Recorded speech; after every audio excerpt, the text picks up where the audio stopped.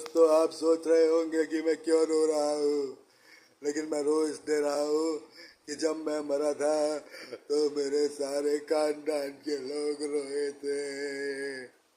लेकिन अब मुझे मरे हुए 8 साल हो गए हैं।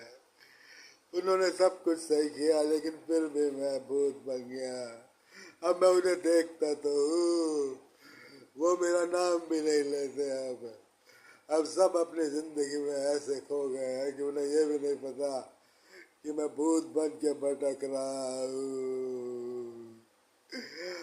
मैं यहाँ बहुत परेशान हूँ। मैं कैसे यहाँ से निकलूँ, मुझे कोई बताता भी नहीं है। मेरे जैसे यहाँ बहुत लोग हैं। हम सब लोग मर चुके हैं और अब हम यहाँ भूत लोक में रहते हैं। लोग हमारी बातें करते हैं, लेकिन कोई हमारे बारे में जानता नहीं है। अरे धरती पर रहने वाले सभी लोग हमारे बारे में बहुत कुछ करते हैं। पिक्चर बनाते, सीरियल बनाते हैं, तांत्रिक इसके ऊपर उसके ऊपर से भूत उतारते हैं, लेकिन कोई हमें हमें हमारी मुसीबत से छुटकारा नहीं दिलाता है। दोस्तों, हम यहाँ बहुत परेशान हैं। हम यहाँ बहुत परेशान हैं। अगर कोई हमारे लिए भी कुछ रिसर्च करे तो हमारा कैसे उद्धार हो, हमारी भी एक अलग दुनिया बनानी चाहिए।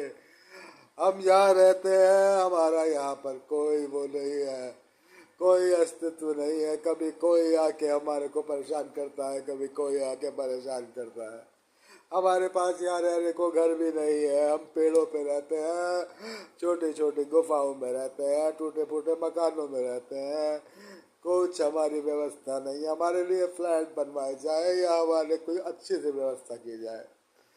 अरे हमारा भी तो मरने के बाद कुछ हक बनता है।